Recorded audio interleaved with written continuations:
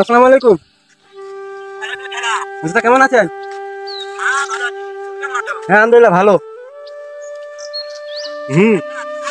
এই যে কাউসার সাথে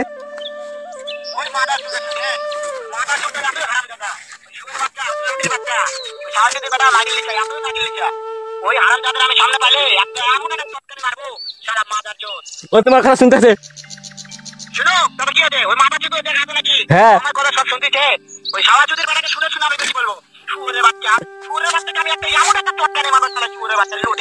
ও তোমাকে মারতে চাই।